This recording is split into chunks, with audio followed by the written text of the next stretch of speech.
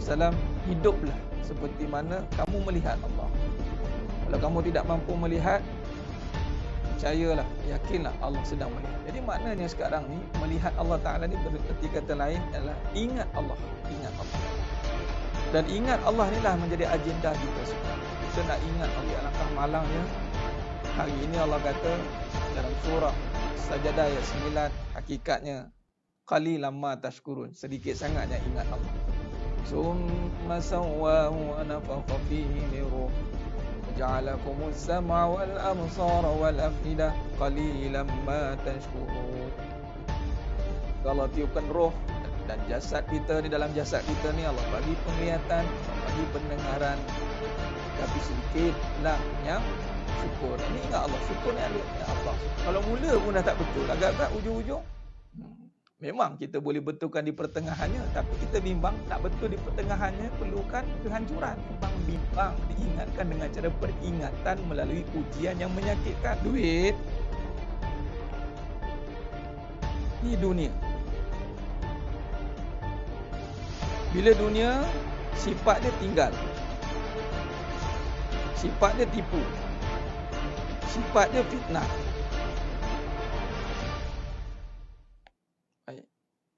Soalannya, kalau kita terus pergi bersandar pada duit, maka kita akan kena tinggal, kena tipu. Itu makhluk atau kejadian. Bila kejadian, ada tak cara melihat makhluk? Ada tak Allah ajar cara melihat? Kan kita sekarang tengah belajar cara melihat, tidak? Jangan tengok duit. Kalau siapa tengok duit, jadi mata kita. Kaedah yang Allah ajar melalui kaedah Tariq Nubuwah. Qra bismi Rabb bikallazi khalaqa. Bacalah bismi Rabb, bismi Rabb bikallazi khalaqa. Nah, cuba tengok ni sedang jemaah mata Allah SWT. Cuba tengok, perhati baik-baik. Cuba tengok. Pertama, kedua, ketiga. Bacalah dengan nama. Dengan nama siapa? Rabb. Nama siapa? Nama yang menjadikan duit. Duit tu kejadian tidak? Ya. Sekarang ni, duit kita dah ada nama. Sekarang ni, bila kita baca dengan nama yang menjadikan duit, Nabi kata, bermula dengan bismillah, dengan nama Allah.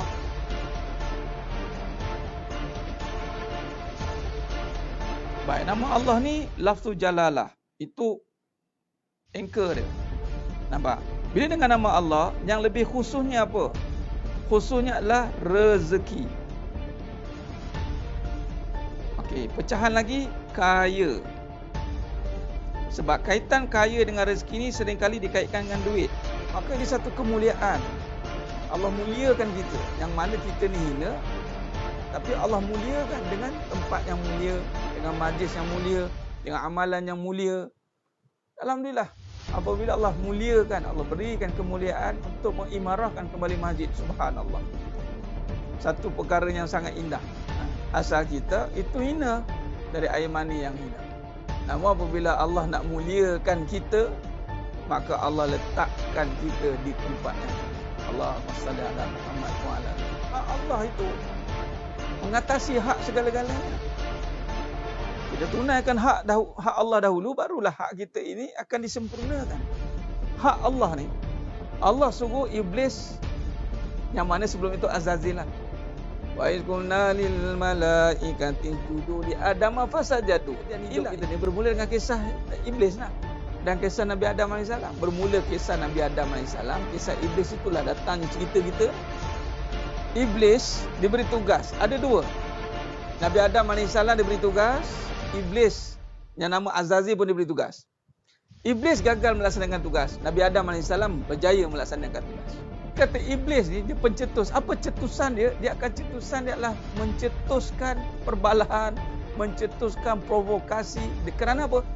Rasa diri berkuasa. Baik, maka bila diri merasakan aku berkuasa dan mulia, itulah yang akan hancur binasa. Hak kita akan terlaksana dengan sempurna. Memang, saya bimbang, hak kita memang macam-macam benda yang kita nak kat muka bumi ni. setelah kita menyempurnakan hak Allah terlebih dahulu. Iyyaka na'budu wa iyyaka nasta'in. Sembah Allah, Allah.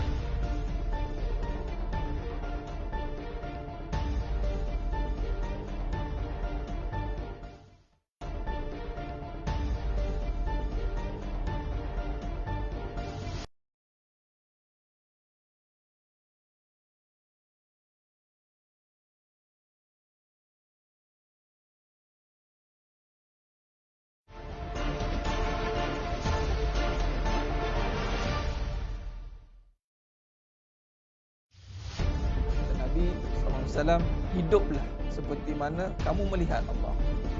Kalau kamu tidak mampu melihat, percayalah, yakinlah Allah sedang melihat. Jadi maknanya sekarang ni, melihat Allah Ta'ala ni berarti kata lain adalah ingat Allah. Ingat Allah. Dan ingat Allah. Assalamualaikum. Assalamualaikum warahmatullahi wabarakatuh. Bismillahirrahmanirrahim. Innal hamdalillah nahmaduhu wa nasta'inuhu wa nastaghfiruh. Wa na'udzu billahi min shururi anfusina wa min sayyiati a'malina. May yahdihillahu fala mudhillalah wa may yudlil fala hadiyalah.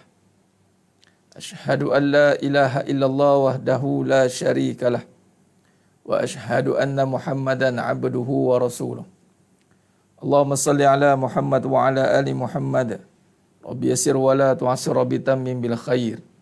Rabbi shrah li sadri wa yassir li amri wahlul 'uqdatam min lisani yafqahu qawli. Allahumma aftah alaina hikmataka wanshur alaina min khazaini rahmatika ya arhamar rahimin. Al-Malikul Quddusus Salamul Mu'minul Muhaiminul Azizul Jabbarul Mutakabbir. Subhanallah ya amma yushrikun. Wallahul Khaliqul Bari'ul Musawwirul lahul asma'ul husna. Yusabbihu lahu ma fis samawati wal ard wa huwal azizul hakim. Wala haula wala quwwata illa billahil aliyyil azim. Wala manja minallah illa ilaih. Amma ba'du. Sidang jemaahnya dirahmati Allah Subhanahu wa taala. Mudah-mudahan kita semua tergolong dalam golongan hamba-hambanya yang benar-benar bersyukur. Amin ya rabbal alamin. Untuk memberkati lagi majlis kita pada malam yang penuh barakah ini, mari kita sama-sama membaca Ummul Kitab Al-Fatihah. A'udzubillahi minasyaitonir rajim.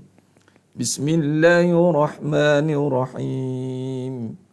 Alhamdulillahi Rabbil Alamin.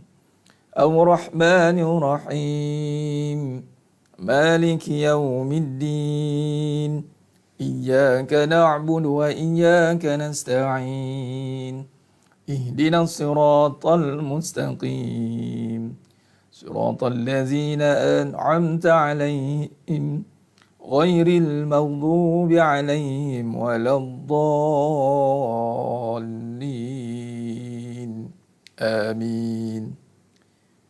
Amin amin ya rabbal alamin. Alhamdulillah summa alhamdulillah ala kulli ni'mah. Pertama mula dan selama-lamanya marilah kita sama-sama memanjatkan syukur kehadrat Allah Azza wa Jalla dengan istilah syukur yang sebenar-benarnya, yang hadir dari hati, yang benar-benar menghayati, memahami, memperhalusi, menyelami. Itu perkataan yang lebih tepat kita gunakan. Sebab syukur ni datang dari hati, bukan dari lisan semata-mata. Syukur dari hati, hati yang mengenal Allah Subhanahu Wa Taala. Di atas segala nikmat yang telah Allah kurniakan pada kita. Terutamanya nikmat iman, amal dan ketaatan. Nikmat yang Allah berikan kita iman. Allahumma salli ala Muhammad wa ala ali Muhammad. Yang mana nikmat iman ni kalau sekiranya nikmat iman ini ditukarkan dalam bentuk yang nampak, wallahi dunia akan ditinggalkan. Tetapi nikmat iman ini Allah gantikan dengan perkara yang tidak nampak, ghaib. Allah letakkan dia dalam perbahasannya ghaib. Alladzina yu'minuna bil ghaib. Dia ghaib, dia tak nampak. Tetapi tak bermakna tiada. Kerana dijadikan nikmat iman itu tidak nampak kerana untuk menguji siapakah yang mampu melihat dengan mata hati. Maka sekiranya iman itu diterjemahkan dalam bentuk benda, wallahi dunia akan ditinggalkan. Tapi itulah dia ujian dalam kita diberikan kehidupan untuk membezakan mana yang hak dan mana yang batil. Mana yang benar, mana yang palsu. Wallahi, sesungguhnya yang berkaitan hanya dengan iman saja yang benar. Selain daripada iman, semuanya palsu. Jadi sebenarnya mata Allah Subhanahu wa taala. Alhamdulillah, bertemu lagi kita pada malam yang penuh barakah ini dalam siri pengajian online Hakikat Kehidupan. Kita telah pun masuk ke fasa pengajian ataupun perbincangan kehidupan ke fasa yang ketiga dah. Alhamdulillah. Kita ada 4 fasa perbincangan kehidupan pada peringkat awal. Ini baru jilid yang pertama ni. Nah, ini baru jilid yang pertama, insya-Allah. Akan datang ada jilid yang kedua dan ketiga sedang dirangkakan dan dia akan dipublishkan, insya-Allah. Jadi bersedia saja semua yang dah membeli jilid yang pertama tu. Ada juga yang Allahumma salli ala Muhammad wa ala ali Muhammad yang tak dapat pula yang jilid pertama dah order tak dapat, minta maaf. Saya dah post resend balik, adalah technical problem dekat post. Alhamdulillah. Ada pun yang sedang queue minta order yang pertama, tunggu terus order terus 3 jilid terus. Yang dah order yang pertama ready untuk kedua dan ketiga. Insya-Allah kita akan sambung pengajian ini panjang lebar lagi. Sebab kita nak kehidupan kita ni benar-benar berpijak, berpaksikan kepada kebenaran. Kita di akhir zaman sebenarnya mata Allah SWT. Kita berada di akhir zaman. Saya nak bagi satu analogi. Analogi ini ataupun tamsil ini, perumpamaan ini adalah seperti mana kita kena pastikan. Analogi ini adalah seperti kita nak masuk hutan. Bila kita nak masuk hutan, kita kena pastikan dulu ni hutan apa. Hutan simpan, hutan belantara, hutan buatan, hutan apa. Kita kena pasti dulu keadaan kita tu kat mana. Sebab apa nak pastikan keadaan? Sebab nak tahu apa alat yang nak dibawa masuk ke tempat itu. Kalau kita masuk ke hutan belantara yang dipanggil rare dalam bahasanya, rural area, tempat yang tak pernah lagi dijajah, tak pernah lagi ditarah, maka di dalam itu macam-macam benda ada. Jadi tidak bolehlah bawa sekadar pisau belit atau pisau kapak saja, pisau kecil tidak cukup. Mungkin kena buat peralatan-peralatan yang besar-besar yang sebagai penjaga keselamatan contoh. Sebab nak masuk hutan belantara. Jadi keadaan atau situasi yang kita kaji, kita kena pasti akan menentukan persiapan kita. Kalau kita berada di hutan simpan, itu sudah pastinya telah dalam penjagaan. Apatah lagi kalau dalam hutan yang dipanggil hutan rekreasi. Ini kita nak masuk hutan belantara, sudah pasti persiapan yang berbeza dengan masuk ke hutan yang sudah ada tracking system, sudah ada tracking dia, sudah ada orang masuk, sudah ada diselenggara dengan baik. Sudah pasti berbeza. Baik, analogi ini saya nak bagikan tentang keadaan zaman kita. Kita berada di zaman yang saat yang Nabi katakan tibanya satu zaman yang akan datangnya fitnah yang zulumat, yang sangat gelap. Dan keadaan ini akan membezakan, yang menyebabkan manusia akan tertipu. Dan yang hak menjadi yang batil menjadi yang hak, tertipu. Bermakna kita berada di zaman yang sangat dahsyat. Kita berada di ambang zaman yang sangat dahsyat, yang persiapannya itu mestilah kena dengan kebenaran. Tak ada boleh lagi dah main-main. Kita berada di ambang penghujung dah ni. Hanya orang yang tak mengaji je, yang duk galit lagi, dia sibuk lagi bermain dengan perasaan, bermain dengan kebendaan, bermain dengan nak mengumpul kedudukan kebendaan, masih lagi galit. Allahu Akbar. Rugilah mereka. Sebab kita berada di fasa akhir zaman yang fasa yang sangat menggerunkan kalau ikutkan. Fasa yang mana akan digambarkan oleh Nabi SAW itu fasa yang sangat fitnah, yang gelap. Dan kita jauh daripada Nabi SAW 1400 tahun meninggalkan kita. Dan sehingga akan timbul fitnah macam tadi isu Allahu Akbar. Sampai ke tahap orang yang mengucap syahadah sendiri pun boleh keliru dalam mentafsirkan istilah yang nak dinisbahkan kepada junjungan mulia Nabi Muhammad SAW. Kegilaan apakah ini? Bagi saya ni satu dah maksimum sebenarnya. Dulu dah maksimum. Tapi ini lebih maksimum yang berkata itu seorang yang bukan tiada background. Ada. Tapi inilah fitnah. Bila akal bercampur aduk dengan kedudukan, keduniaan, maka hilang kewarasan. Fitnah. Nak mentafsirkan satu istilah pelarian pun pening. Wallahi, tiada istilah pelarian oleh seorang penghulu segala kejadian. Di bumi Allah ni, Mana boleh istilah pelarian? Bumi Allah, penyokong Allah, penyebar agama Allah, penegak kalimah Allah, tiba-tiba disebabkan sebagai pelarian. Tak ada istilah pelarian bagi orang yang menegakkan kebenaran. Tak ada istilah pelarian. Di mana pun bumi dia masuk, di situ tempat ditegakkan kalimah la ilaha illallah. Di mana bumi dipijak, di situ langit dijunjung. Itu kalimah sepatutnya. Kat mana-mana dia pergi pun boleh. Kat mana dia pijak, kat situ Islam tertegak. Tak ada istilah pelarian. Malah kita akan jarah, kita akan conquer sepatutnya. Tapi akhir zaman dah tak ada istilah peperangan. Dulu zaman Nabi SAW, Nabi perang. Nabi masuk negara, perang. Conquer negara. Sehingga 2/3 dunia Islam tertegak. Allah bagi reserve 1/3 je. 1/3 Allah simpanlah untuk orang-orang yang menentang Allah ni, tak apa. Kalau ikut kuasa Allah, 2/3, 3/3 Allah boleh bagi rapat semua orang Islam pegang. Mana ada Islam tertegak dengan pelarian? Ini fitnah ni. Ni kita kena faham, ini fitnah. Inilah fitnah. Fitnah dalam menyampaikan kalam kata-kata yang dia pun confused sebenarnya. Tukang cakap tu pun confused. Dia pun pening nak cakap. Inilah fitnah. Dalam nak mentafsirkan kalimah pun dah gagal. Walaupun dia tidak menghina Nabi secara directly. Kalau kita tanya dia sendiri pun, saya tak berniat untuk menghina Nabi. Memang, dia tidak berniat untuk menghina. Tetapi adakah sekadar kata-kata boleh kita biarkan begitu saja? Wallahi tidak. Inilah dia akhir zaman. Sidang jemaah mata Allah SWT. Inilah dia akhir zaman. Banyak kata-kata yang salah erti. Disalah ertikan. Itu perkataan dia. Perkataan yang disalah ertikan. Inilah akhir zaman. Sebab tu persiapan kita adalah membahaskan kembali kehidupan bersandarkan hakikat kebenaran.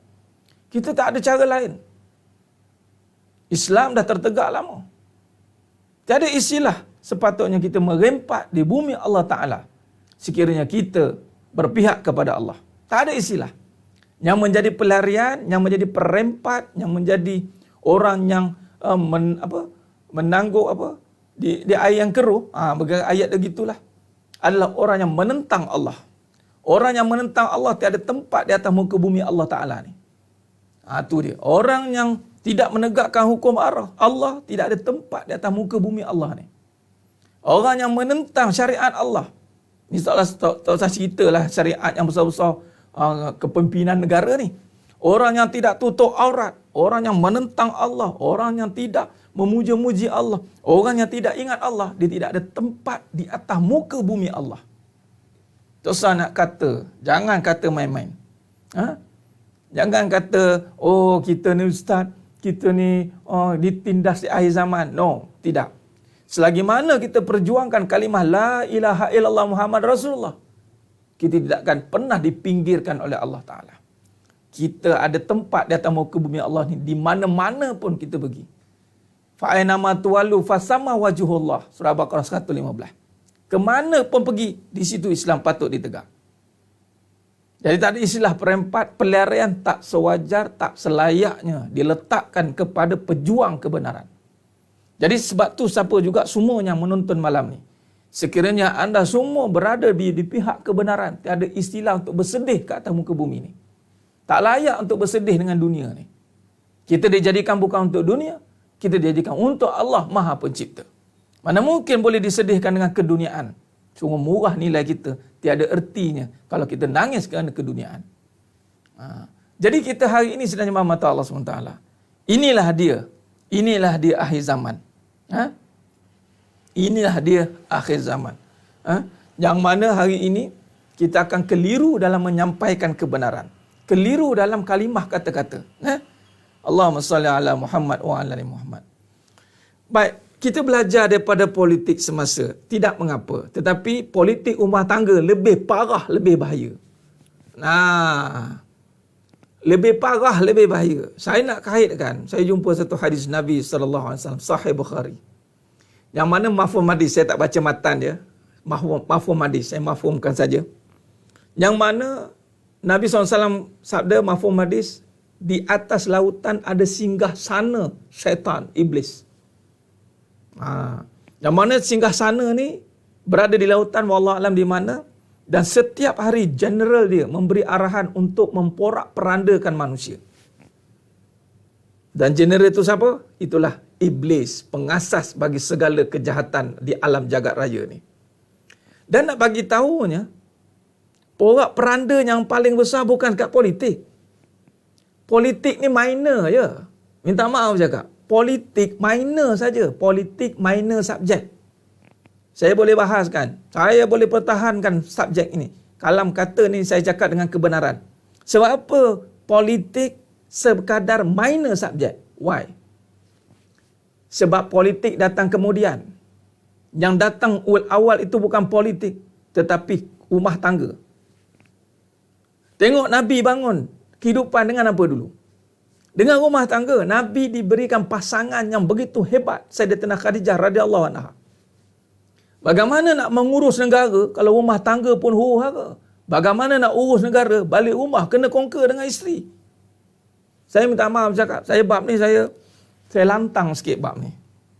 Sebab tu syaitan kata tadi, general kata apa? Porak-peranda dia kata, sesiapa dia panggil seorang-seorang ni maknanya jin kan, dia datang, dia report dekat iblis, aku dah buat orang lemah dalam ilmu, aku dah buat orang lemah dalam amal. Iblis kata apa? Ini biasa punya ni, kau buat ini je, biasa. Sekali datang satu iblis, satu syaitan ni, jin ni, dia bagi tahu, aku dah berjaya porak-perandakan satu rumah tangga sehingga bercerai. Iblis kata apa? Tor baik, yang ini duduk di sebelah aku. Nampak? Yang memporak-perandakan rumah tangga bukan negara. Porak-peranda negara ni adat, mesti akan berlaku. Tetapi porak-peranda negara bermula pada porak-peranda rumah tangga. Kita akan cek isteri dia. Biasanya memang kena conquer dengan isteri.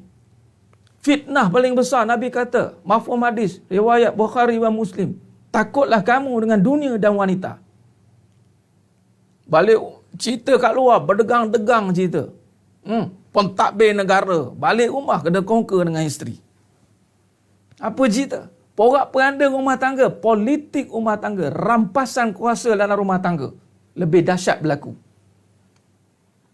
Isteri-isteri rakus nak rampas kedudukan suami. Berapa ramai isteri-isteri nak rakus, nak rampas kedudukan suami. Berapa ramai isteri-isteri yang nak duduk sama level tinggi dengan suami. Allahumma salli ala Muhammad wa ala ali Muhammad. Politik luaran tu subjektif, dia datang kemudian. Sebab itu tertegaknya daulah Islam ini bermula daripada daulah rumah tangga. Jangan pandang kecil rumah tangga, sebab iblis pandang besar.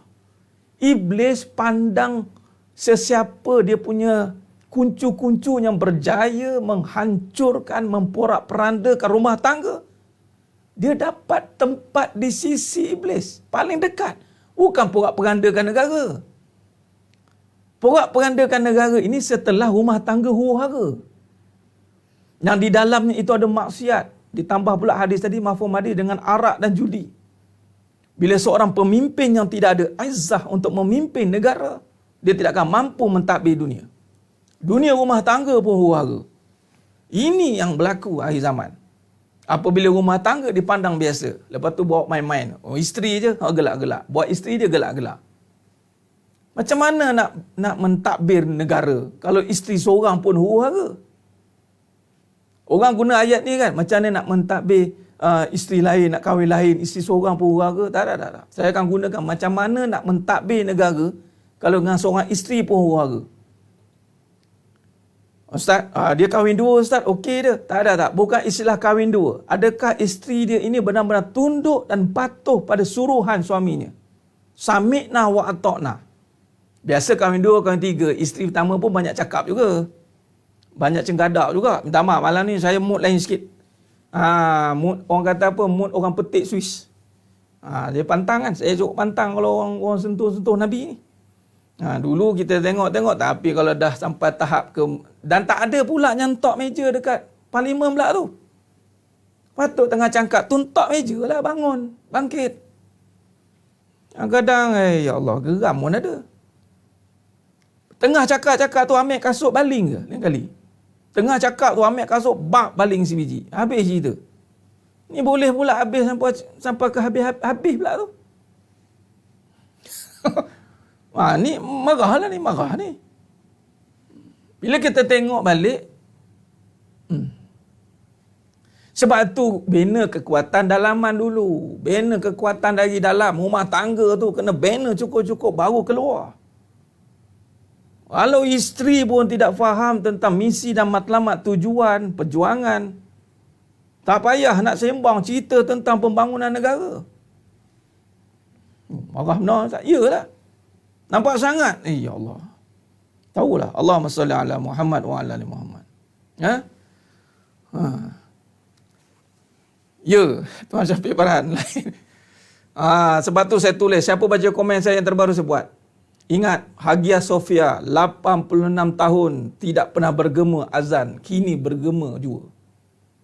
Makna apa? Petanda kebangkitan Islam bakal bermula.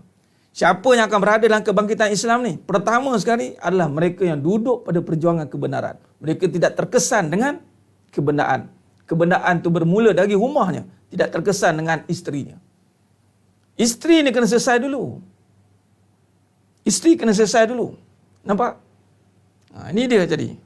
Allahumma salli ala Muhammad. Bukan emosional ni Absyah. Emosional tu lain. Emosional tu marah-marah. Emosional ni perkataan yang tiada asas. Kita bercakap ada asas. Bagi peluang kita bercakap berdasarkan asas. Kalau marah-marah tiba kata kesat keluar, ada lebih ramai pada emosional keluar perkataan kesat-kesat.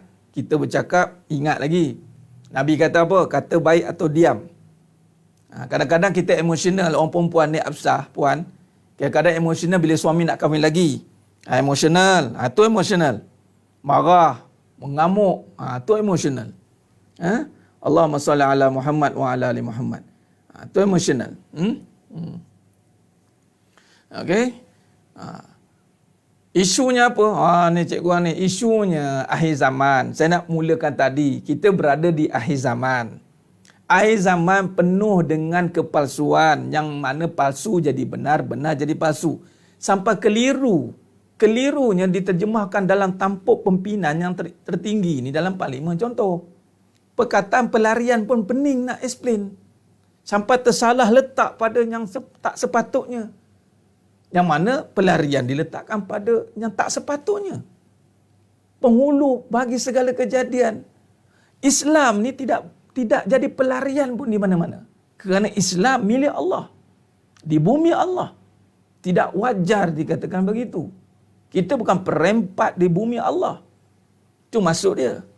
Itu jadi lain macam. Yang kedua saya bagi tahu, nak bagi tahunya. Kelirunya dalam kata-kata itu bila disalah letakkan, akhirnya beginilah jadinya.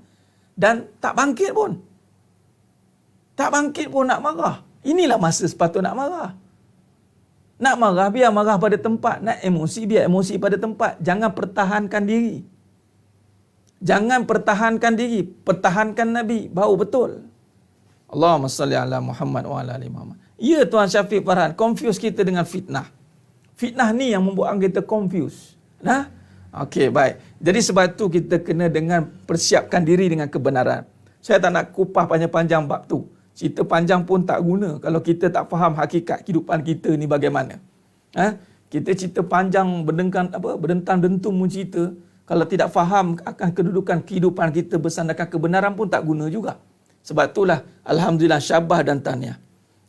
Syabas dan tahniah kepada yang istiqamah untuk mengaji tentang hakikat kehidupan. Dan yang baru hadir, jangan terkejut, jangan tersentap, jangan rasa, oi, apa hal ustaz ni macam ni? Jangan. Kita sedang berada di platform luahan kebenaran, bukan luahan perasaan. Okey? Segala apa yang disampaikan kata-kata semua berdasarkan hujah, nas, Al-Quran dan As-Sunnah.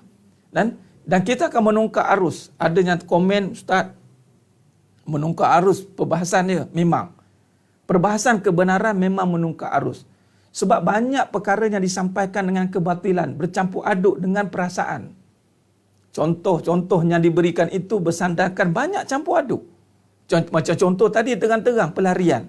Itu campur aduk lah tu. Tak tahu nak explain. Kata-kata ni hati-hati. Sebab tu yang berkata-kata pastikan dari jiwa. Kalau sekadar dari akal saja, mungkin terkait dengan nafsu. Kalau dari jiwa, sudah pasti dia akan mendorong akalnya berbicara mengikut kehendak Allah Maha Pencipta. Bau betul. Bau semangat yang dikeluarkan bukan semangat kosong. Kita tak semangat hangat-hangat teh ayam. Nah, jadi sedang jemaah mata Allah SWT. Jangan terkejut, stay, jangan lari. Bagus. Yang baru menonton, jangan terkejut, jangan lari. Stay tune. Stay tune. Allahumma salli ala Muhammad wa ala ali Muhammad. Sebab ini bukan kelas. Terkejut. Oh ya Allah, Mak Tuan Haji Mak Muda. Tuan Haji Mak Muda terkejut. Tak apa. Biar sekali-sekali nak kena bangkit. Sebab itu akhirnya, nanti dalam perbahasan seterusnya, habis kitab Hakikat Kehidupan, kita akan masuk kulil haq ataupun kalimatul haq ataupun lisanul haq. Bila kita dah faham kebenaran, the next stage adalah menjaga lisan. Mandatory, lisan ni mandatory sebenarnya. Lisan mandatory.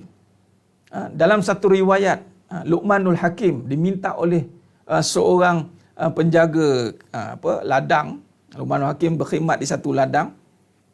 Penjaga atau pemilik ladang itu minta kepada Luqmanul Hakim, minta bahagian mana yang paling baik untuk aku makan. Dalam kambing ni, bahagian mana yang paling bagus? Maka dikeluarkan lidah dan hati. Oh, lidah dan hati paling bagus. Ya, Luqmanul Hakim kata. Terus pemilik ni kata lagi, pemilik ternakan kambing ni kata, aku nak bahagian yang paling buruk sekali.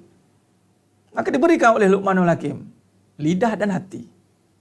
Dia pun pelik. Kenapa perkara yang sama? Memang di situlah duduknya kebaikan, di situlah duduknya keburukan. Tempat yang sama.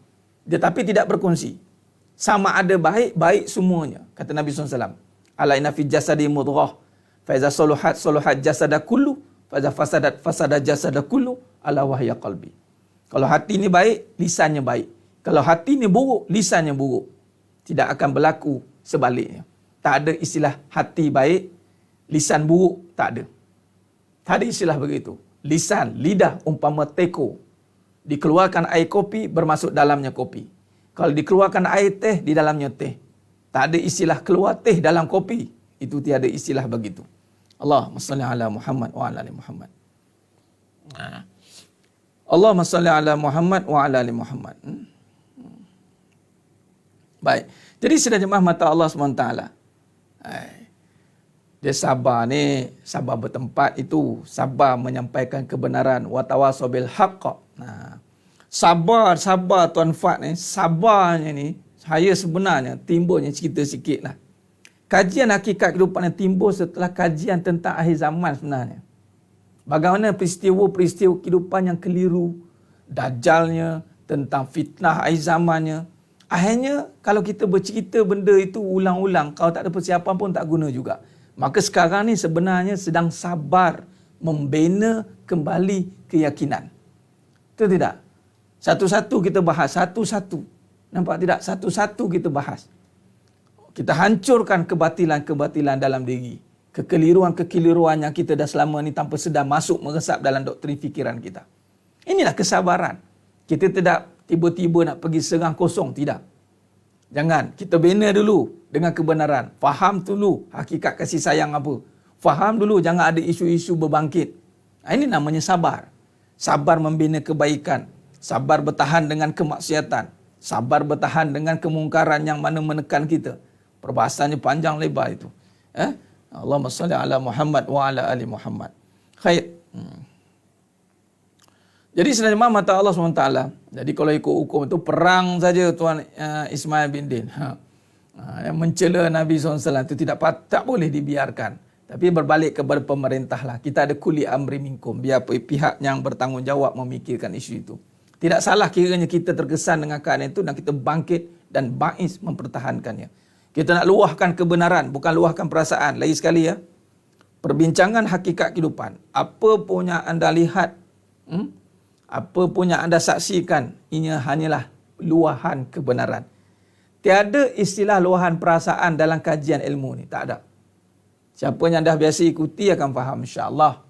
Tiada istilah luahan perasaan. Dan sesiapa yang nak ngadu dengan saya pun, dan nak tanya saya isu ke, tiada istilah luahan perasaan. Kena pastikan nak tanya apa. Kalau nak tanya luahan perasaan, siap. Silap soalan, silaplah nanti. Di kelas ini tiada istilah nak luahan perasaan.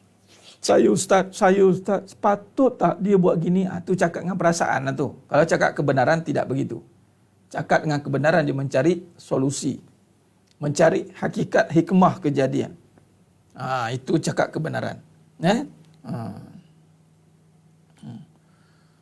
Allahumma salli ala Muhammad wa ala ali Muhammad. Benar. Sabar tu bertempat. Bertempatnya kebenaran. Kita perlu bangkit untuk menyebarkan kebenaran. Baik. Puan Nur Aini Jahuri, saya seburkan bidang politik. Ya, saya sedang ceburkan diri dalam bidang politik. Apa dia? Politik rumah tangga. Siapa yang nak cerita pasal rumah tangga? Ingat politik rumah tangga kecil. Rampasan-rampasan kuasa berleluasa dalam politik rumah tangga. Saya sedang masuk dalam politik rumah tangga kerana dari rumah tanggalah akan terbinanya pemimpin negara. Saya ulang lagi sekali. Saya sedang menceburkan diri dalam politik rumah tangga. Ingat, politik ini adalah siasah. Siasah ni apa dia? Pengurusan. As-siasah itu maksudnya pengurusan. Bila pengurusan negara bermula dari pengurusan rumah tangga. Ingat tu. Dan rumah tangga bukan cerita kecil, cerita besar. Dan ini disokong dengan hadis tadi. Hadis Bukhari dan Muslim sahih. Bagaimana syaitan sangat bercita-cita untuk menghancurkan rumah tangga. Bermula dari seorang wanita. Bila wanita hilang pertimbangan emosi dia. Ceraikan saya. Wanita buat perkara-perkara yang menggoncang jiwa bagi seorang lelaki. Lelaki pula tak mampu nak mendidik. Dengar semak betul telinga ni. Maka dia pun tinggalkan isterinya. Gantung tak bertali pun ada. Ataupun biarkan dengan fahaman begitu saja. Sesiapa yang mengalami proses begini, ini pun satu perkara yang saya kena tumpukan. Mana-mana yang melalui proses perceraian yang pernah bercerai, hati-hati, anda sedang berada dalam ancaman iblis. Sebab tu kena bersihkan diri itu. Kena bersihkan sungguh-sungguh. Bukan main-main punya bersih. Sebab anda berada dalam checklist iblis. Yes, dah berjaya. Tik. Hati-hati. Allahumma salli ala Muhammad wa ala ali Muhammad. Allahumma salli ala Muhammad wa ala ali Muhammad. Lu masa Nabi hidup ada seorang wanita Muslim. Ya, martabat wanita. Nabi SAW jaga benda-benda tentang rumah tangga. Nampak simple. Jaga tentang wanita. Kan? Okey. InsyaAllah. Memang saya memati tentang politik negara. Tapi bukan masanya untuk kita berbicara. Sebab negara sudah ada tampuk pimpinannya. Biar mereka dengan cara mereka, kita jaga politik rumah tangga. Yang mana akan terhasilnya. Daripada politik rumah tangga akan terbinanya pemimpin negara. Ya. Allahumma salli ala Muhammad wa ala Muhammad. Kes cerai meningkat. Benar Tuan Syafiq Farhan. Kes cerai meningkat bagi yang tak pernah bercerai, itu satu perkara impact. Bagi yang pernah bercerai, anggap perkara itu biasa. Allahu Akbar. Hati-hati. Serangan iblis sedang bertubi-tubi masuk. Cuba tengok dalam rumah tangga sekarang ni. Checklist tengok satu-satu. Sebab tu ramai akan tak gemar dengar ceramah ni. Sebab, apa ni? Apa yang rumah tangga pula ni? Simbol marah pun keluar, lantak tema. Nak marah, silakan marah. Iblis jangan letak nama aku pula. Ya Tuan Syafiq faham. Bagus. Kita kena pertahankan dengan kebenaran. Baik. Jadi sedang jemaah mata Allah SWT. Pada malam yang penuh barakah ni, ya, kita sedang membincangkan tajuk sambungan daripada perbincangan semalam tentang sunatullah, kan. Dan ini kita nak kukuh lagi kefahaman kita tentang sunatullah. Semalam kita cerita tentang apa? Sunnatullah. Tu dia. Hakikat rezeki semua tu kita dah bincang. Bagaimana dikatakan sunnatullah itu adalah apabila kita meletakkan kembali kehidupan pada perjalanan yang sepatutnya.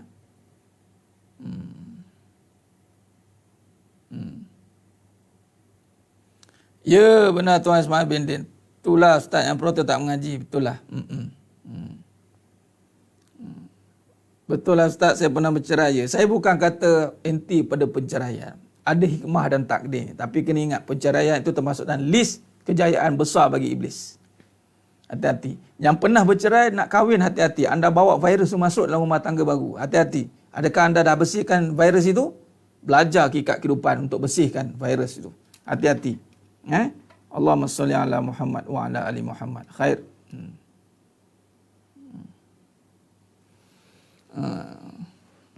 Ma'um. Baik, jadi sidang jemaah mata Allah SWT. Allah ubah tempatnya. Okey, sekarang kita ubah posisi, kita lihat nota ini. Baik. Sekarang ni semalam kita dah bincang tentang sunatullah. Bila kata sebut tentang sunatullah, kita sedang duduk pada perbincangan apa aturan Allah sebenarnya terhadap diri kita dan seluruh alam ini.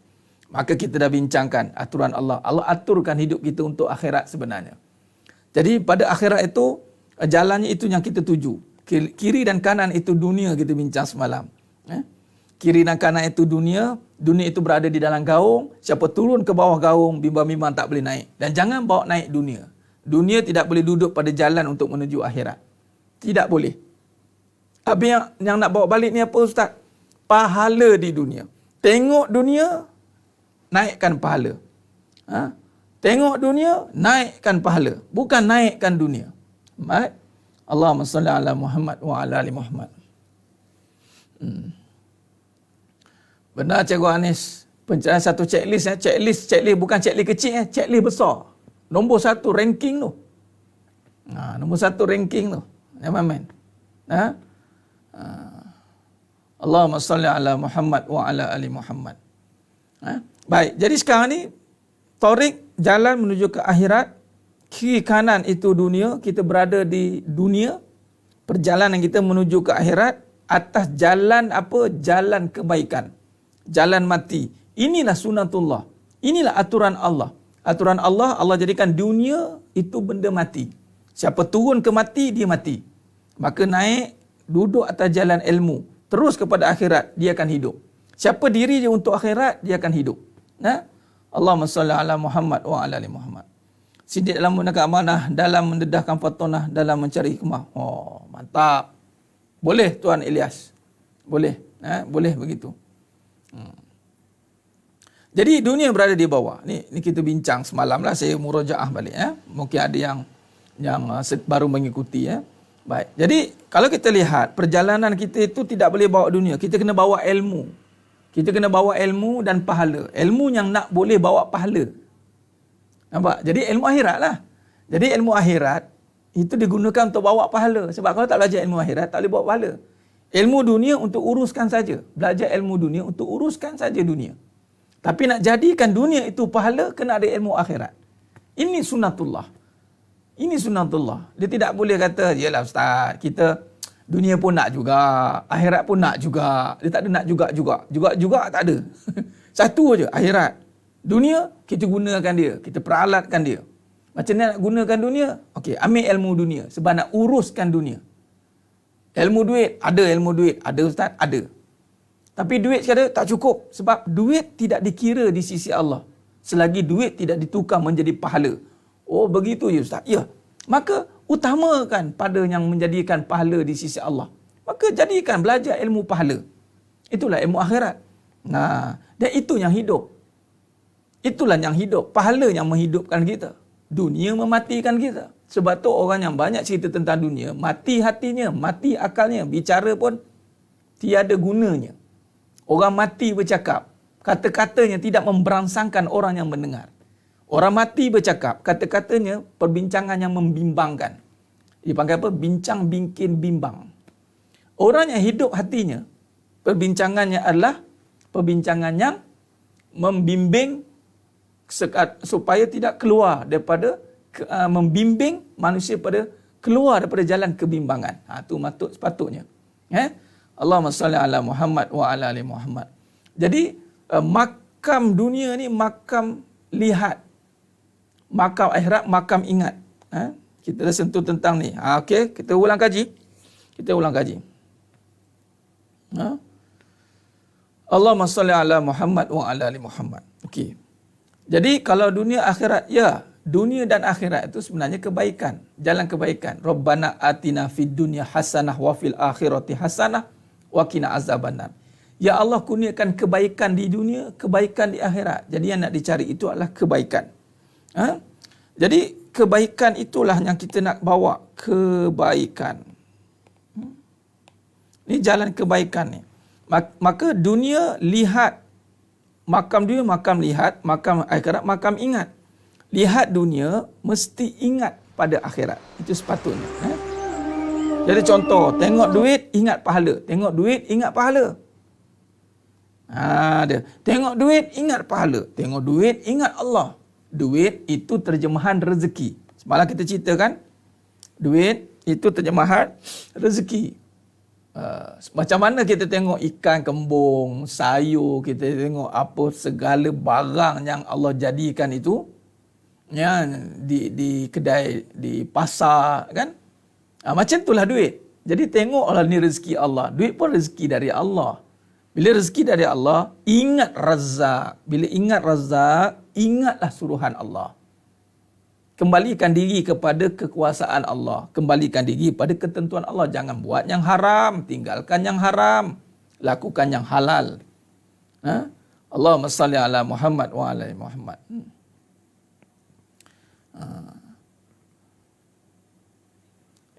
Bila dah tengok duit ingat Allah, jadi apa kita kena buat? Di sinilah salah satu caranya. Itulah kita pergi pada hakikat masa. Ni kita dah belajar ni tentang sangkaan. Kita sangka dah. Kita jaga sangkaan kita pada Allah. Tengok duit, walaupun duit tak ada, tetapi Allah ada. Duit tak ada, Allah ada. Duit tak ada, rezeki ada. Itu cara dia. Jadi walaupun tak ada duit, tolong jangan sangka buruk dengan rezeki. Walaupun tak ada duit, tolong jangan sebut tak ada rezeki. Sangka buruk lah tu. Jaga lisan, jaga lisan. Allahumma salli ala Muhammad wa ala ali Muhammad. Khair. Tak ada duit, itu adat. Tak ada ikan, itu adat. Tak ada sayur, itu adat. Tak ada keperluan asas. Tetapi di sisi Allah, Allah tidak akan tiadakan perkara yang asas. Kerana Allah yang menjadikan manusia. Allah tahu asas keperluan manusia apa. Sebab tu duit di dunia ni tak pernah habis. Nak habis duit kita saja di poket kita, di bank kita. Maaf, baki tidak mencukupi. Lalu kita pun dengan lapang hatinya, baiklah saya memaafkan bank. Bank pun tahu dah. Dia setting siap-siap. Maaf, baki tidak mencukupi. Itu syariat setiap manusia. Tetapi sunatullahnya, duit tak pernah habis. Sebab tu pergilah serata dunia. Pergilah bank-bank yang mana ada kat dunia. Tak ada istilah tiada duit. Dia merging saja. Dia merge ataupun dia bergabung. Dia uruskanlah dengan cara macam mana duit tetap ada. Allahumma salli ala Muhammad wa ala ali Muhammad. Jadi, bila kata sangka baik dengan Allah, maka kita akan letakkan bahawa Allah Ta'ala ini sifatnya sentiasa ada. Rezeki sentiasa ada. Kekayaan sentiasa ada. Jadi, apa yang kita kena buat kalau kita dah faham segalanya ada itu dijaga oleh Allah? Nah, mantap Puan Fazilah. Sama, benar tu. Cik Abel kita. Betul tu.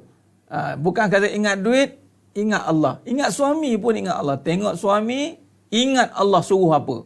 Bukan tengok suami, ini anak yang punya. Tu jangan. Tu salah. Tengok isteri, ingat Allah suruh buat apa. Kerana isteri, Allah yang punya. Jangan takut sama isteri, takut sama Allah. Jangan takut menduakan isteri, tapi takutlah menduakan Allah. Itu kena faham tu. Okey. Baik, bersangka baik dengan Allah. Khair. Bila kita dah faham perkara ini, dah sangka baik dengan Allah, bagaimana cara orang yang bersangka baik dengan Allah? Masuk tajuk kita hari ini. Iaitu hakikat masa. Hakikat masa.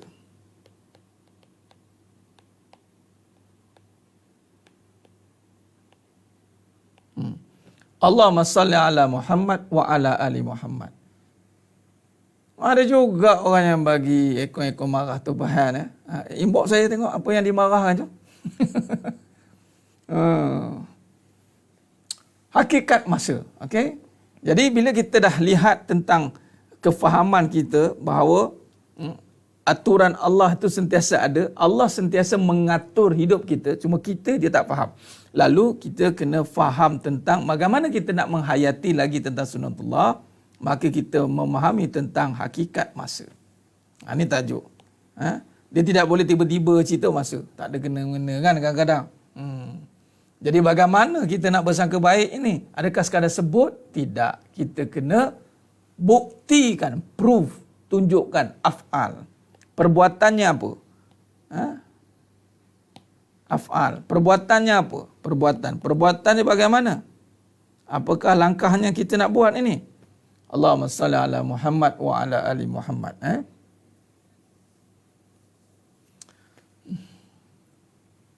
Dia yang tarik tu Cikgu Anis, bila kita sangka buruk dengan Allah.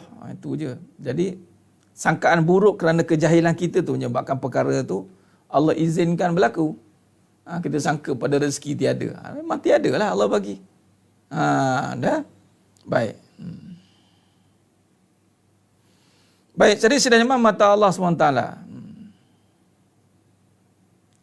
Ya benar Puan Evelina, bukan saja 2, 3, 4. Kerana manusia itu adalah hamba saja. Jangan orang perempuan pun isteri jangan takut diduakan. Kerana anda hanyalah manusia biasa, bukan Tuhan. Okey? Jadi bab ni Ustaz, ni lah politik rumah tangga. Kadang nak kena mengayat baru jadi. Tak payah ayat-ayat. Gunakan ayat Quran. Sibuk ngayat-ngayat. Tak jadinya. Gunakan ayat Quran. Gunakan ayat-ayat kebenaran.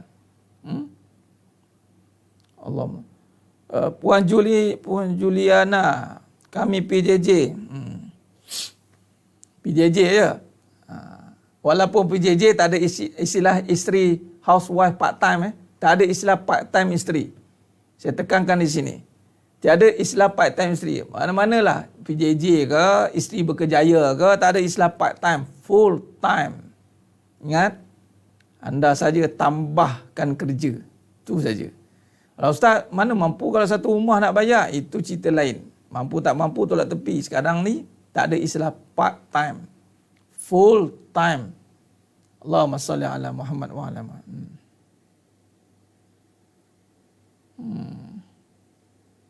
Gelak tak apa. Gelak tak apa, okey. Ada yang send tu. Saya nak tahu juga kenapa kan. Yang ekon-ekon tu. Dia nak tahu je, tak kisah pun. Marahlah, lantaklah lima. Nak marah-marah lah. Iblis pun lagi marah pada semua yang menonton ni. Saya cerita ni, yang paling marah iblis lah. Aku baru nak nyesatkan semua orang ni. Aku baru nak suruh mengatakan, standard lah tu bergaduh rumah tangga tu kan adat. Alah, datang pula si Farid Abu Aulia ni. Lagi cerita pula tiada istilah gaduh rumah tangga. Geram betul lah aku katanya. Iblis yang paling geram sekali. Musuh saya iblis. Bukannya orang yang memusuhi kuliah ini. Cuma kalau dia musuh tu mungkin dia ada sekutu dengan iblis lah. Tu je lah. Jadi jangan kawan dengan iblis. Nanti jadi musuh nanti kan. Musuh saya iblis. Jadi kalau dia tak suka tu maknanya ada sekutu lah dengan iblis. Geram tu Ustaz ni. Ada tu. Allahumma salli ala Muhammad wa ala ali Muhammad. Khair. Part time ni sebab part time dia anggap PJJ itu part time. Walaupun PJJ tetap full time. Full time ni kena gunakanlah cara yang full time itu. Maksudnya tetap isteri. Tetap isteri ni apa tanggungjawab tetap berlaku walaupun jauh. Nak keluar sana bertanya, buat report jauh. Bukan bermaksud dibiarkan begitu je. Pandai-pandailah kamu mah. Alamak Puan Sarimah ya. Pandai-pandailah jaga diri ya. Tak ada pandai-pandai. Suami kena ambil tahu. Kalau tak jangan bersuami. Jangan berbini kalau tak nak ambil tahu apa isteri buat. Sebab semua benda dia tanya. Allah tanya isterinya suami. Isteri kamu buat apa kat sana tu? Tak tahu? Tak tahu? Habislah. Kena tanya. Macam kita lah anak-anak kita. Kena tanya anak buat apa. Jangan pandai-pandai Ustaz, dia dah besar panjang. Pandai-pandai lah dia. Pandai-pandai. Kan kena dipertanggungjawabkan tanpa sedar nanti kan. Allahumma salli ala Muhammad wa ala ali Muhammad.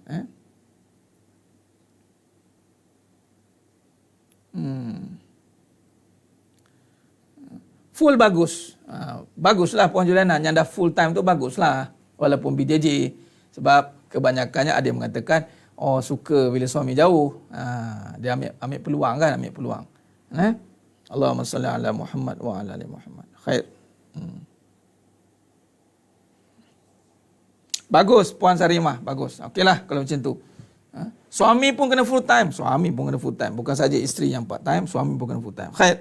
Baik, mari kita lihat tentang apa pentakrifan tentang masa ni. Baik. Sidang jemaah mata Allah SWT. Ya, faham. Betul tu Puan Mawar Berduri. Saya saja tu cakap. Memang takkan boleh tak suka pada kebenaran. Iblis dia yang tak suka. Kalau manusia mesti suka punya. Iblis ni yang tak suka pada kebenaran sampai ke sudah dia tak suka. Tapi kalau benar kita manusia, hamba Allah, kok mana pun, dia mesti kena suka apa yang dibincangkan dalam hakikat kehidupan ni. Walaupun dari peringkat awal tak faham lah, pening lah, sakit lah. Biasalah tu.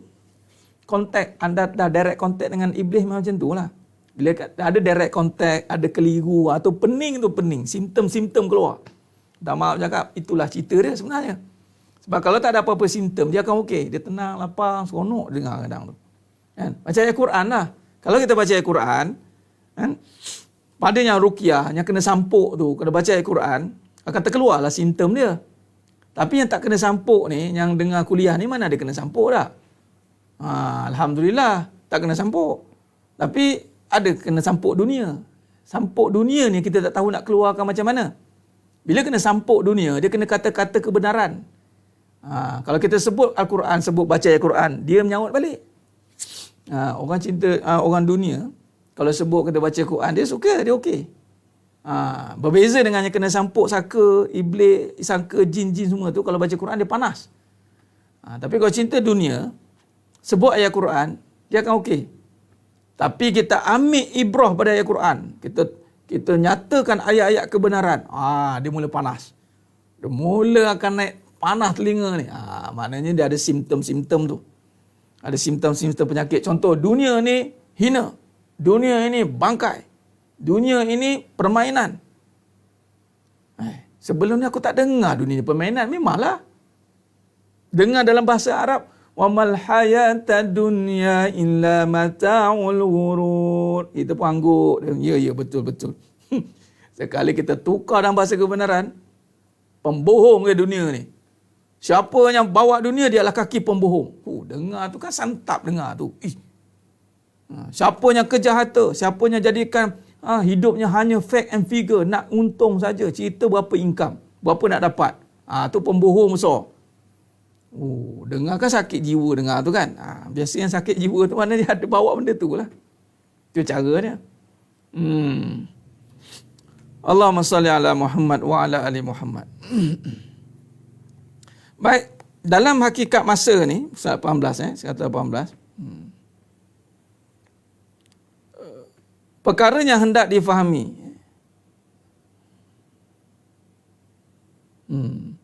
Ya Puan Yati, saya duk kalik baca komen ni. Puan Yati, pening ni. Tu simptom lah tu. Simptom dah keluar dah. Dah sekarang dah okey. Alhamdulillah, syukur lah. Alhamdulillah. Ego Tuan Ilyas Junadi, ego. Ego. Baik. Jadi dalam kita nak memahami sunatullah, kita dah faham tadi, kita semua dah tahu sangka baik dengan Allah. Jadi apa benda yang kita kena dalami adalah mendalami tentang hakikat masa. Apa yang dimasukkan dengan hakikat masa ni? Kalau kita tengok nota ni, hakikat masa ni adalah berbicara soal memahami akan segala aturan kehidupan dan kehendak Allah. Ada dua. Aturan kehidupan dan kehendak Allah ke atas kita. Perkara yang hendak kita fahami berkenaan masa ini adalah dengan kita memahami hak waktu, hak dalam waktu dan hak waktu. Baik, di sini kita akan ambil kata kunci di sini adalah kita nak memahami apa tadi. Yang pertama kita nak belajar tentang apa tadi kita tulis kat nota tadi, memahami aturan kehidupan dan kehendak Allah. Okey, kita keluarkan kata kunci sini, memahami aturan kehidupan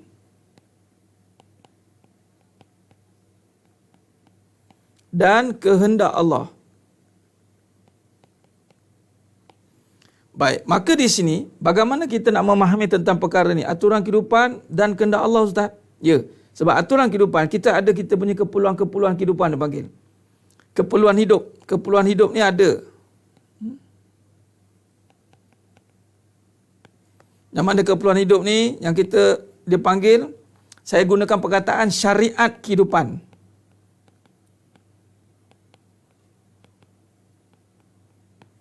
Seperti apa syariat kehidupan ni? Duit. Dia syariat ni. Isteri, keluarga lah ni. Suami. Ni keluarga. Lepas tu makan, minum, tidur, rehat. Sama lah tu. Tidur rehat samalah. Dan apa saja yang diperlukan dalam kehidupan, orang kata lifestyle. Allah tak ada suami macam mana, tak ada duit. Ni syariat kehidupan. Tetapi apabila dinisbahkan kepada kehendak Allah, dia akan pergi pada hakikat. Ni dia. Dalam kita ada duit, apa Allah nakkan pada duit tu sebenarnya? Apa Allah suruh? Dia pergi kepada dalam penceritaan sesuatu kejadian, ada suruhan Allah. Nampak? Allahumma salli ala Muhammad wa ala Muhammad.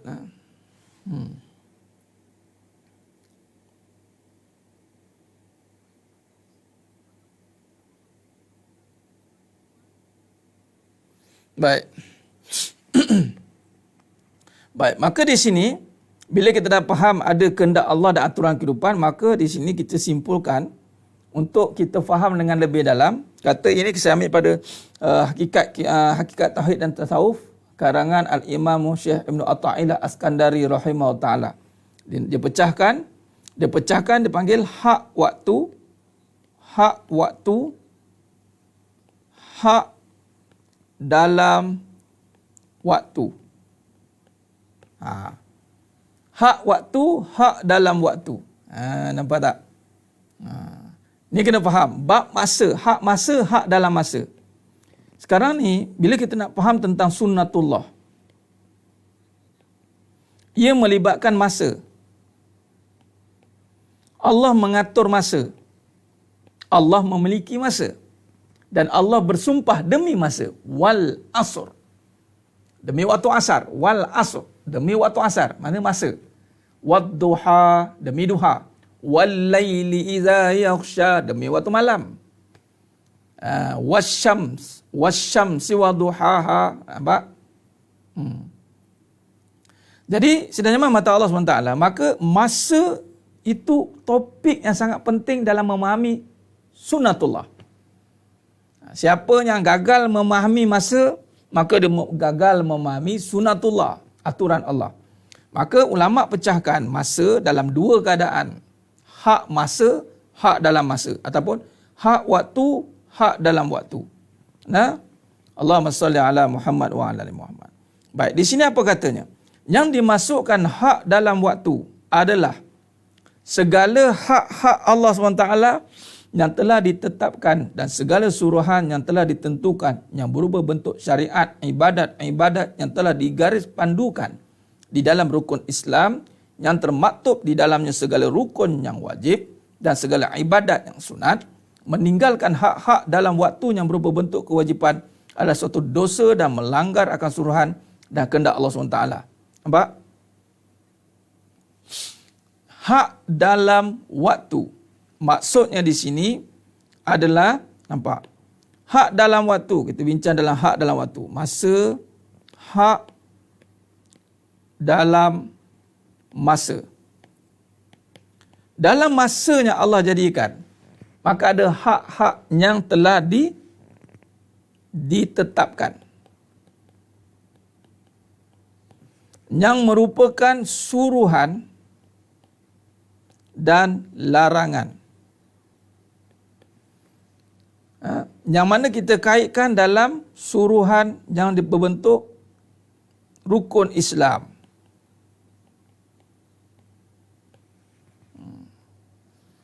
Ada masa, contoh,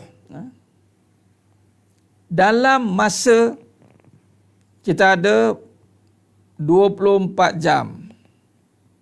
dalam tempoh 24 jam Allah telah tetapkan 5 waktu solat.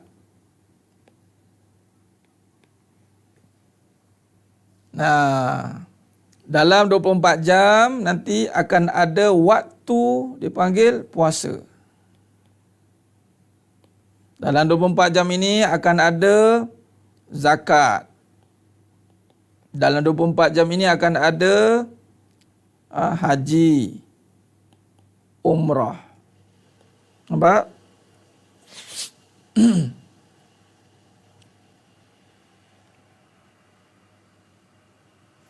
Yang mana dalam 24 jam yang Allah berikan, itu nak meninggalkan segala larangan dan melakukan segala suruhan.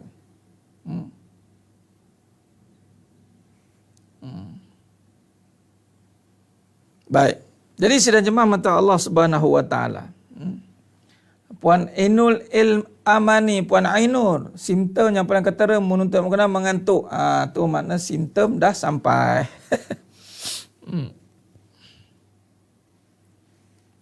Jadi setiap perkara ini, jadi contoh tadi cerita, bila kata saya terus bagi contoh lah. Bila hak dalam waktu, dalam waktu kita bekerja, dalam masa sama ada solat. Nampak tak? Jadi bekerja ni kita cerita soal rezeki. Nak cari rezeki Ustaz. Tapi kena ingat, sebelum datang kerja, Allah datangkan solat terlebih dahulu. Macam itulah. Jadi menunaikan hak-hak suruhan Allah. Allah kata jaga solat. Maka ketika kita menyusun jadual waktu kita, kita pun letakkan sepatutnya begini. Subuh, Zuhur, Asar, Maghrib, Isyak. Ini sepatutnya kerja kita. Tapi beberapa ramai dia tidak melihat solat ini adalah satu kerja yang mendatangkan rezeki. Dia nampak kerja yang melibatkan pejabat. Kerja yang melibatkan bisnes. Urus niaga jual beli barang. Sedangkan melibatkan rezeki ini adalah mengurus masa ibadah. Mengurus masa untuk ibadah. Mengurus masa untuk ibadah. Itu ayat dia. Jadi Zuhur, Subuh, Zuhur, Asar, Maghrib, Isyak. Ini jelas. Haknya yang jelas, solat. Kemudian ada tuntutan nafkah. Apa dia nafkah? Nafkah ni pun ibadah juga. Tetapi tidak bolehlah mengetepikan yang utama, solat. Dia kena faham susunan itu.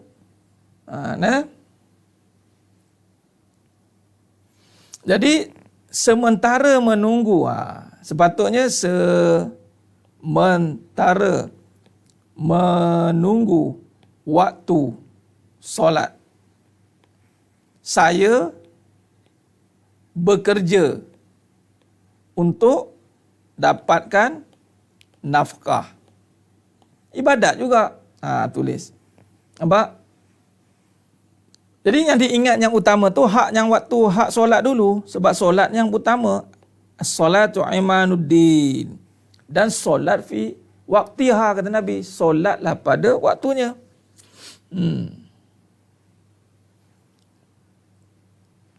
Tinggal solat, dia akan menyebabkan terganggu rezekinya.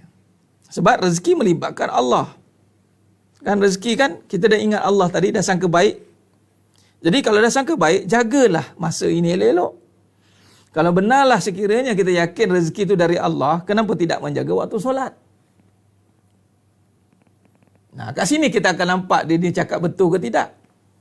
Okey, baik. Jaga solat. Kemudian apa lagi jaga? Hukum dalam waktu itu. Jaga pula aurat. Jaga solat, jaga aurat. Kalau betul lah itu rezeki dari Allah, sila jaga aurat. Buat benda-benda yang tidak bersalahan dengan syarak. Allahumma salli ala Muhammad wa ala ali Muhammad. Benar, sebab itulah dalam laungan azan itu dirakamkan dengan hayya 'alas solah, hayya 'alal falah. Jadi kita menjaga masa yang utama. Jaga solat, jaga aurat, jaga selawat. Lelaki jaga auratnya dan jaga aurat isteri-isterinya. Tolonglah jaga, perhati. Jangan buat selamba je. Orang perempuan, tolonglah serius jaga aurat. Jangan buat main. Aurat mandatory solat dan aurat mandatory. Ingat tu. Orang yang meremehkan masa solat, anda sedang melancarkan peperangan dengan Allah. Mana tidak kan? Mana masa? Masa kan tidak. Solat nak jumpa Allah, dia buat tak tahu. Relax. Maknanya sombong. Orang yang gagal menjaga aurat, kita bimbang dia ni sombong dengan Allah. Sebab masa dia tak tutup aurat tu panjang. Dia tak jaga aurat dia dengan sempurna. Sombong. Nanti Allah, ni kenapa tak tutup ni? Belum sampai masanya Ustaz. Belum sampai masa ke ataupun dah sampai masanya nak kena ni? Tu dia. Tak boleh. Dia mandatory. Dua benda ni masa. Sebab dia melibatkan masa. Kalau dia buka aurat tu masanya 20, katalah 8 jam. 8 jam lah dosa. Selagi mana dia belum lagi solat. Adakah, kalau misal kata ada rukhsah dia, tak apa. Ini sebab sibuk kerja. Solat dia sibuk kerja. Selagi dia tak solat, dia melengah melambatkan tanpa ada reason yang kuat. Dosa. Mengalir dosa dia. Tiba-tiba nak, ya Allah berkatilah rezekiku, ya Allah. Ya Allah, luaskanlah rezekiku, ya Allah. Luas bendanya. Kalau benda yang dua ni tak jaga. Hak dalam waktu ni. Hak dalam waktu. Jaga. Nampak? Allahumma salli ala Muhammad wa ala ali Muhammad. Khair. Dosa mengalir sehingga dia stop perbuatan itu. Auratnya mengalir dosa sehingga dia stop perbuatan itu dan taubatan nasuha. Dan ini melibatkan hati.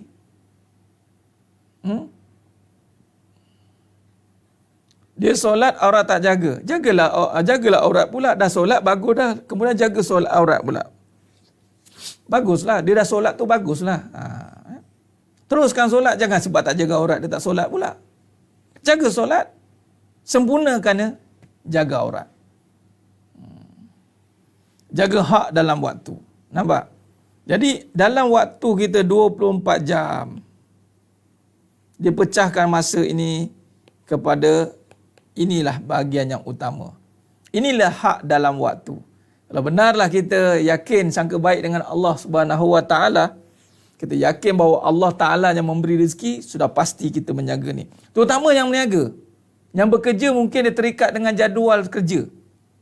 Ini pemimpin akan tanya, bos dia akan ditanya. Kenapa menyulitkan pekerja ini untuk solat? Siap, jagalah. Bagi yang berniaga tak ada alasan untuk lambat solat. Patutnya masjid-masjid penuh dengan ahli perniagaan. Tapi ahli perniagaan lah yang sibuk kat luar tu pula. Hati-hati. Sebab itulah kadang-kadang dia nak dapat projek lah. Tapi dia tak jaga yang utama ni. Hati-hati. Allahumma salli ala Muhammad. Ni bos akan ditanya lah. Puan Siti Noh SD itu bos punya lah. Sebab cakap. Benar. Jadi yang mana bekerja, contoh Puan Siti Noh, sambil menunggu waktu solat ni, kita bekerja. Jadi tengah azan kita kena ada rasa, tu mana hidup hati tu. Kita resah. Habis dia meeting, terus pergi solat. Jangan pergi makan pula. Sebab makanan belum nampak lagi. Lain kalau makan dari depan mata, makanlah. Tapi kalau makanan masih belum ada, pergi solat dulu. Allahumma salli ala Muhammad wa ala ali Muhammad.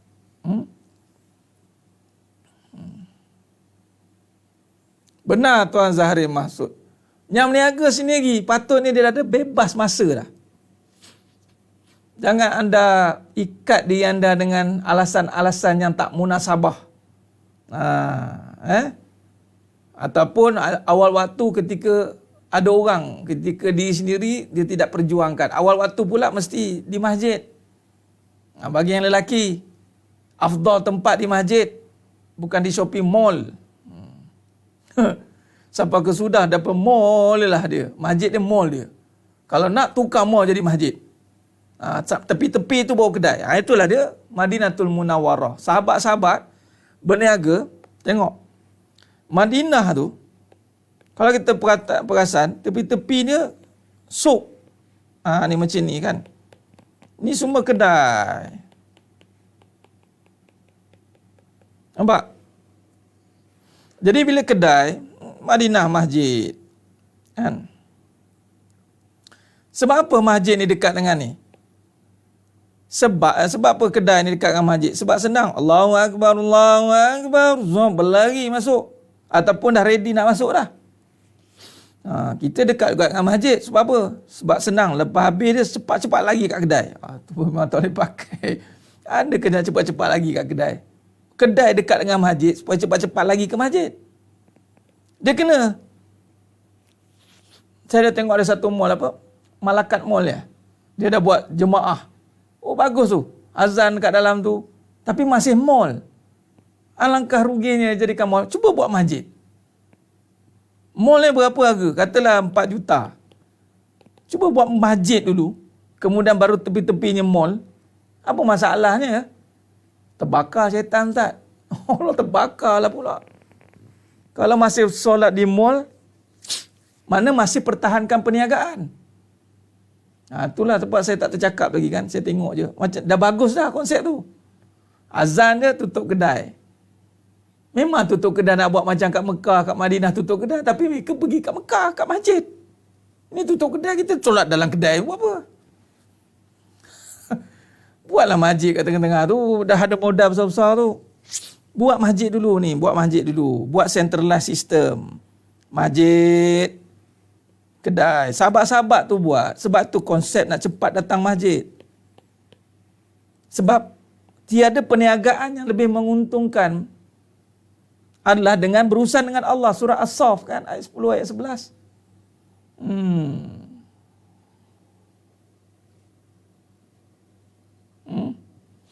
Allahumma salli ala Muhammad wa ala ali Muhammad. Okey.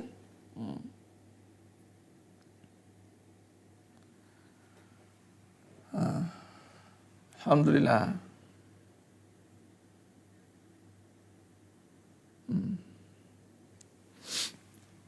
Ya, ahli perniagaan kena beringat. Itu tadilah, mana tidak yakin dengan rezeki Allah bagi. Aurat jaga aurat. Tolong. Aurat, solat mandatory. Dua-dua ni mandatory. Ya benar tuan surah An-Najahiyah. Di Mekah Madinah, solat tak tutup kedai, gantung lesen tau. Yang memen, gantung lesen terus. Jadi kita buat untuk diri kita lah. Mana-mana yang meniaga tu, kalau tak boleh buat secara Malaysia belum boleh buat lagi. Jadi kita lah buat sendiri. Kita kena wujudkan sistem tu sendiri.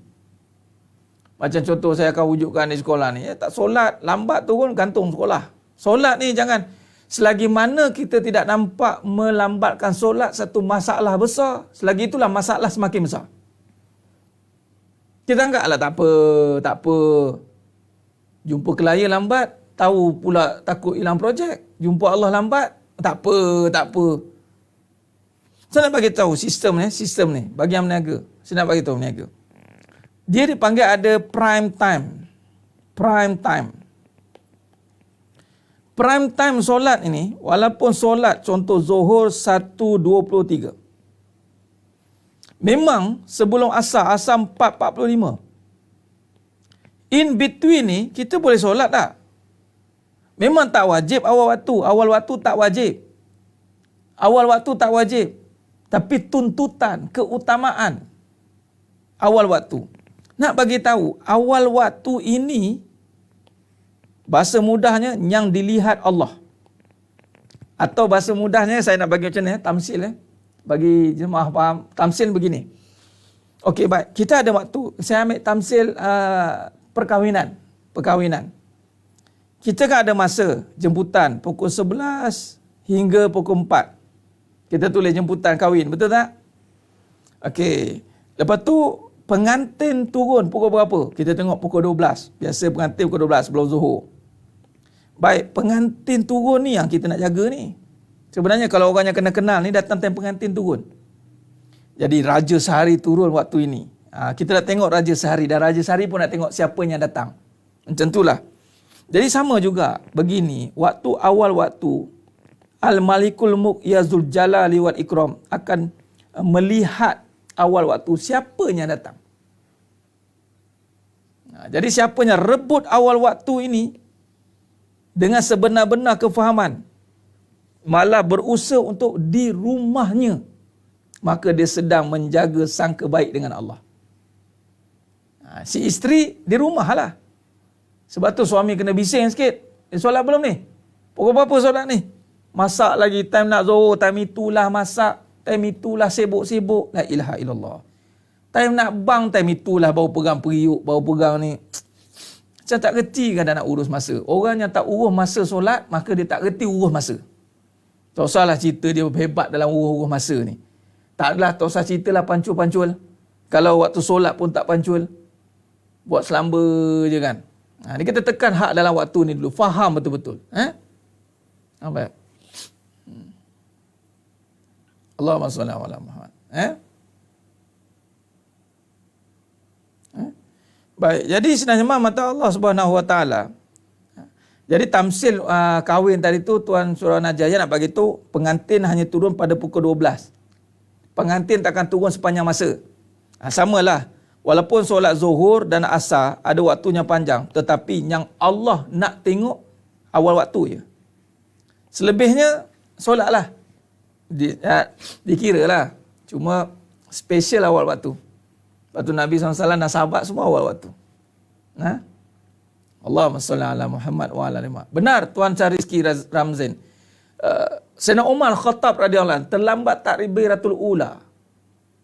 Terlambat. Sayyidina Umar Khattab radhiyallahu anhu banyak bisnes. Lambat takbiratul ula. Infak terus. Wakaf terus bisnes tu. Mengganggu aku. Kata Allah Akbar. Clear. Saya ada satu sekali tu pernah meeting lah dengan satu kumpulan ni. 2 kumpulan saya pernah meeting dulu. Tiba waktu solat dia tak jaga, saya angkat kaki. Lepas tu kali terakhir lah saya datang untuk meeting. Bisnes cerita ekonomi ummah. Waktu solat tak jaga, itulah kali terakhir saya datang. Cukup lah.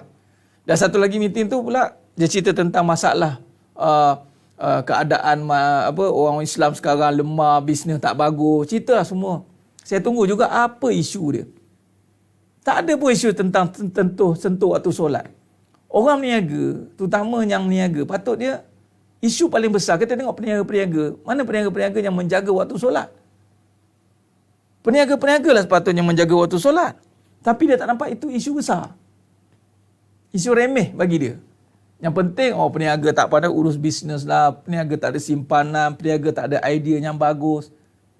Peniaga Islam, mukmin, itu akan diberikan idea mencurah-curah bila hubungan dengan Allah tu hebat. Tu je.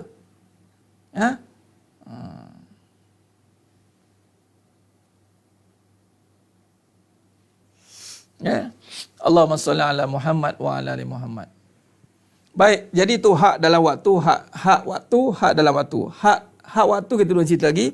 Ni hak dalam waktu. Jadi kalau benar kita jaga sunatullah, kita jaga aturan Allah, Allah aturkan. Walaupun kita banyak keperluan hidup yang perlu kita selesaikan, tapi ingat, kehendak Allah Ta'ala adalah untuk ibadah kepada dia itu lebih utama. Sebab itu solat ni, kalau ikutkan 50 waktu. Tapi kerana Nabi SAW jumpa Allah balik, minta rayuan, Nabi Musa AS kata, umat aku 2 waktu pun lah tak dapat. 50 waktu, tak selesai masalah. Minta sampai 5 waktu. Itu pun nak minta negotiate lagi. Allahu Akbar. Ya. Ni lagi satu. Penutup. Lagi satu. Maghrib, dia ada 2. Ini nanti Maghrib Isyak. Maghrib Isyak dan waktu subuh ke syuruk. Subuh ke syuruk, Maghrib Isyak. Ni 2 waktu ni jaga. Maghrib Isyak ni, yang mana orang lelaki? Saya sarankan, tolonglah iktikaf. Iktikaflah, duduklah kat masjid. Tak lama pun, kalau nak pergi makan tom yum ke apa, lepas pada tu lah. Sayang. Rugi, saya tengok melihat, orang tak nak gunakan waktu-waktu penting ni. Subuh hingga syuruk ni, apatah lagi kalau pergi umrah. Siapa pergi umrah nanti insya-Allah? Mudah-mudahan siapa yang nak ikut nanti kita set satu grup nanti kita pergi umrah. 2 waktu ni jangan pergi mana-mana. Duduk subuh jangan duduk cepat nak bangun. Duduk ni awak kat Mekah dah ni, kat Madinah janganlah cepat nak bangun waktu ni. Ni waktu penting ni. 2 waktu besar ni. Waktu maghrib isyak duduk je, keluar lepas isyak. Masuk maghrib panjkat, inilah kerja, duduk iktikaf. Rugi, sangat rugi. Ni waktu besar ni recharge dipanggil, duduk. Waktunya pertukaran siang dan malam. Waktu-waktu ni tolong jaga. Orang lelaki waktu asar, nak maghrib asar. Waktu asar tu dah standby dah. Dah ingat dah. Sebab tu orang yang jaga waktu ni, dia akan jaga, dia sibuk jaga waktu solat sebenarnya.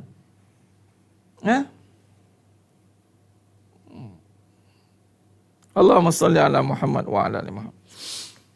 Sebab tu jangan tunggu free baru nak jaga. Tengah sibuk itulah jaga. Siapa yang boleh jaga time dia sibuk urusan dia tu, itulah orang hebat. Jangan dah free dah ustaz, dah tak ada buat apa-apa baru boleh jaga.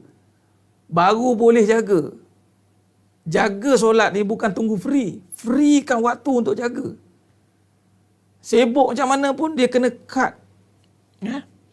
Allahumma salli ala Muhammad wa ala ali Muhammad. Baik. Jadi sedang mata Allah SWT. Jadi ikut Arab Saudi tu kena ada tu Puan Nurjanah. Arab Saudi punya syarat travel dan malam memang dalam hukum dia begitu. Cuma ada kelonggaran yang perlu dibincangkan. Itu nanti itu bincang dalam bab lain insya-Allah. Khair. Jadi sekarang ni baginya ada bisnes contoh dia subuh pukul 6 sekarang ni. Ni saya cerita detail sikit. Sekarang ni Zuhur 1:23. Okey. Ada waktu duha dalam pukul 9 ke 10 set lah. Lepas tu waktu asar 4:45. Dia kena buat jadual macam ni. Jangan letak dalam handphone tu je. Okey, di sini meeting. Nak meeting kat tengah-tengah ni. Jangan kacau nanti ini lah. Siapa yang meeting, siapa yang biasa jaga waktu, dia akan cakap lepas Zuhur ke sebelum asar. Dia tu pandai. 4:45 hingga 7:30. Ni maghrib. Biasa ni suntuk. Kalau nak buat meeting pun boleh lah sekejap. Tapi biasa dah suntuk dah ni. Boleh lah. Sebab tu meeting boleh buat kat sini. Ini closing dah. Dia nak penutup dah ni. 7:30 sampai pukul 8:45. Ini jangan kacau. Nak meeting juga lepas pada isyak. Silalah meeting. In between. Jadi sekarang ni waktu kita waktu ni yang kena jaga highlight ni. Ini meeting dengan Allah. Ini meeting dengan Allah. Ini meeting dengan Allah. Tengah-tengah ni baru boleh. Ini jangan kacau. Ini jangan kacau. Allahumma salli ala Muhammad. Nak meeting jumpa klien lepas pada ni. Anda tengok waktu ni Allah bagi macam mana.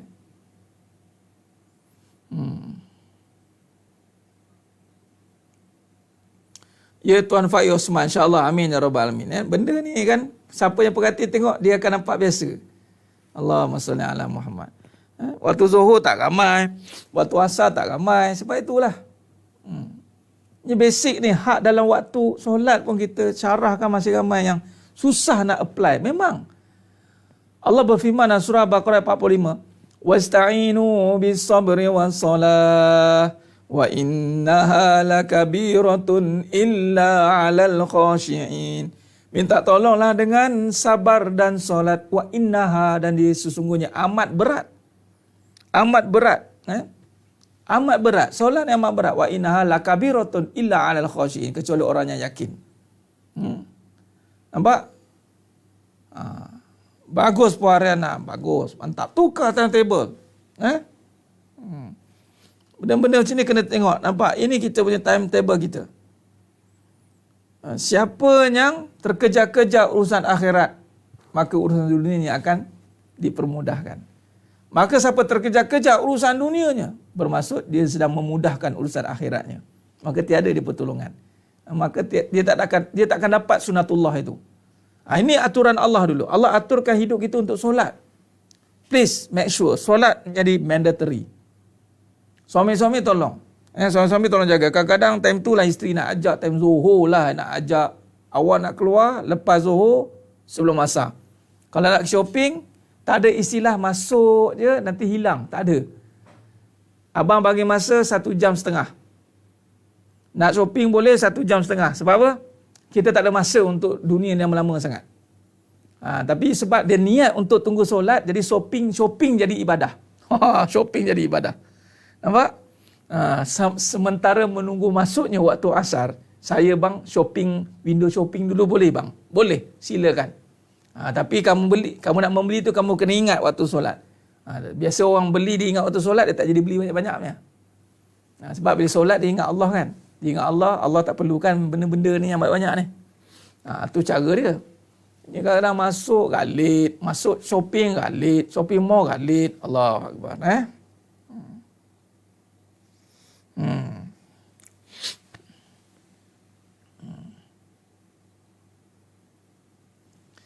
Siti Saleha tak on TV. Bagus.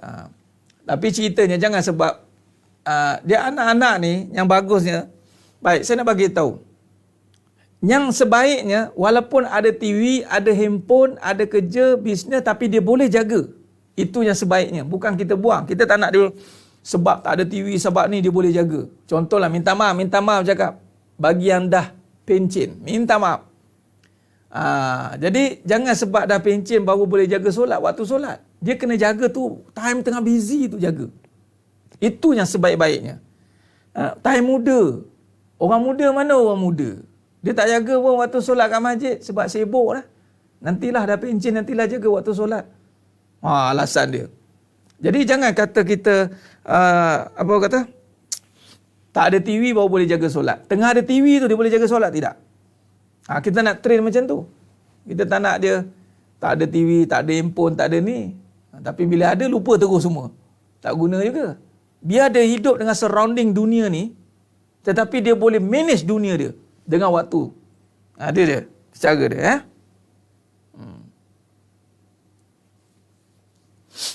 Allahumma salli ala Muhammad wa ala. Mak saya gitu juga anak-anak kan. Bila tengok TV waktu dia, solat tutup TV, setiap waktu tutup. Dah lah, dah nak 5 minit, 10 minit sebelum nak solat tutup, tutup. Lepas tu nak buka lah, tak masalah. Dunia ni barang permainan kan. Kita guna kalau dia untuk permainan. Allahumma salli ala Muhammad wa ala ali Muhammad. Tuan Javid pada alhamdulillah orang muda. Yang pencen pun muda juga, semua muda. Jiwa muda, jiwanya ada Allah, muda-muda belaka. Allahumma salli ala Muhammad. Orang muda jiwa tak ada Allah, terus lemah terus. Malu kat orang yang berusia semangat beribadat. Orang muda yang tak ada Allah, lemah selemah-lemahnya.